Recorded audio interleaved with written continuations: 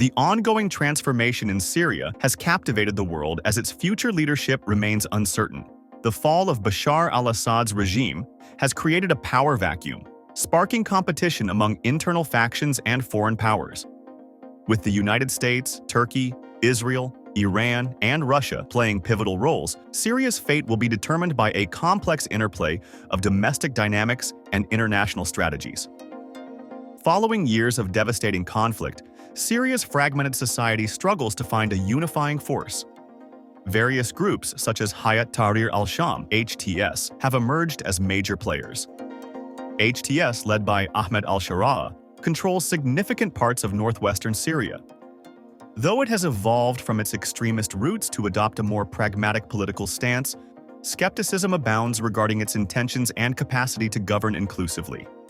Simultaneously, the Syrian Democratic Forces (SDF), backed by the US, maintain control over northeastern Syria, where Kurdish groups have established semi-autonomous governance.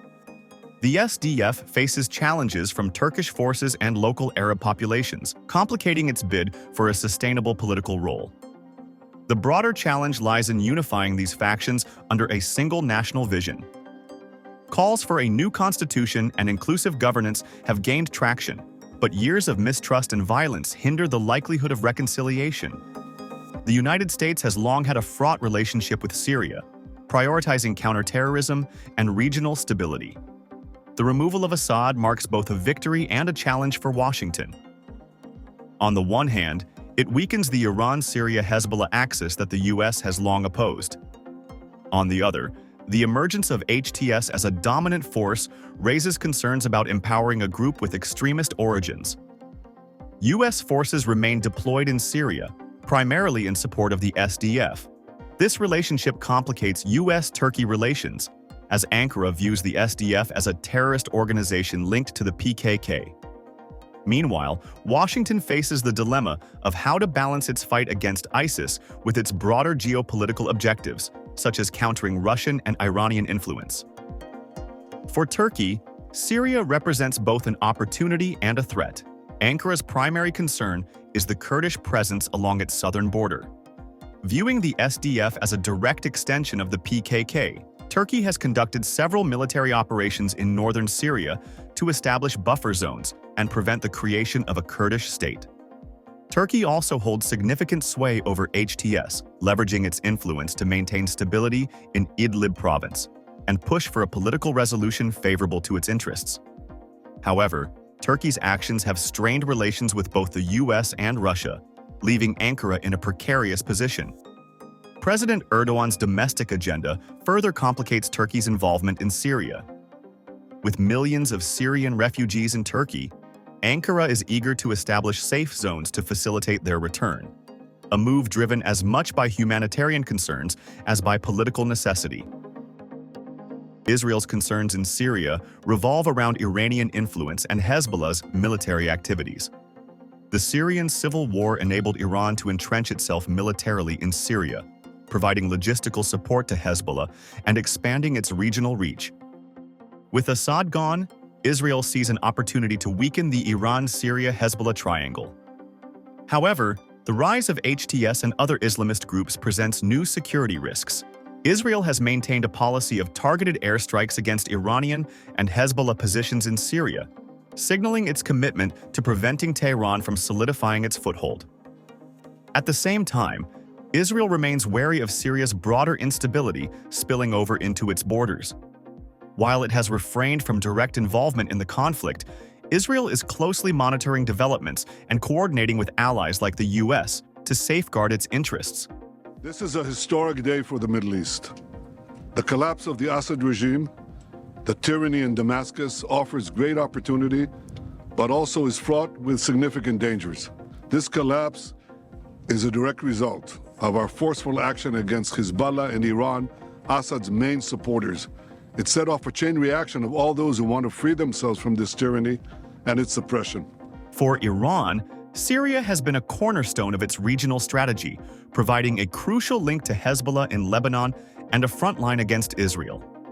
Tehran invested heavily in propping up the Assad regime, deploying Revolutionary Guard forces and financing militias to secure its interests. Assad's fall represents a significant blow to Iran's ambitions.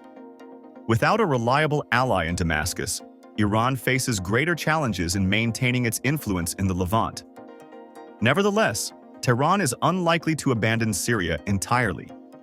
It may instead focus on cultivating relationships with proxy groups and local militias to retain some degree of leverage. Domestically, Iran's economic struggles and growing protests against its foreign adventures may limit its ability to project power in Syria. Still, its ideological commitment to opposing Israel and the US ensures that it will remain a key player in the region's dynamics. Russia's military intervention in Syria was instrumental in keeping Assad in power. However, with Assad gone, Moscow faces a recalibration of its strategy. Its primary objectives include maintaining access to its naval base in Tartus and ensuring a continued role as a power broker in the Middle East.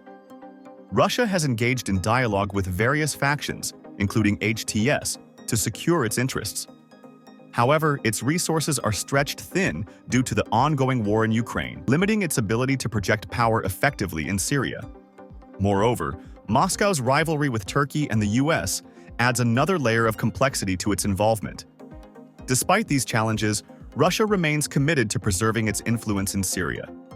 By positioning itself as a mediator and military ally, Moscow seeks to remain indispensable to any political settlement in the country. Syria's future leadership will have significant implications for the broader Middle East. The country has long been a geopolitical battleground, and its trajectory will shape the regional balance of power. First implication is about humanitarian concerns. The Syrian conflict has displaced millions, creating one of the world's worst refugee crises. The new decision-makers must address these issues to gain legitimacy domestically and internationally. Second implication is about geopolitical rivalries. The competition among the US, Russia, Iran, Israel, and Turkey reflects broader power struggles in the region. Syria's fate will influence these dynamics, affecting everything from energy politics to security cooperation. Last implication is about counterterrorism. The resurgence of extremist groups in Syria could reignite global terrorism concerns. Preventing Syria from becoming a safe haven for such groups is a shared priority among international actors, albeit with differing approaches. Syria's next chapter is still being written, and the question of who will emerge as the country's new leader remains unanswered.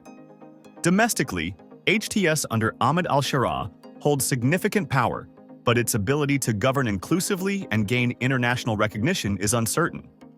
Externally, the roles of the US, Turkey, Israel, Iran, and Russia will be pivotal. Each actor has distinct interests, and their interactions will shape Syria's political landscape. While some may view Assad's departure as an opportunity to promote stability, others see it as a chance to advance their strategic agendas. Ultimately, Syria's future will depend on the delicate balance between domestic aspirations for self-determination and the competing interests of global powers. Whether this balance leads to peace or prolonged instability will determine who truly becomes the new boss in Syria.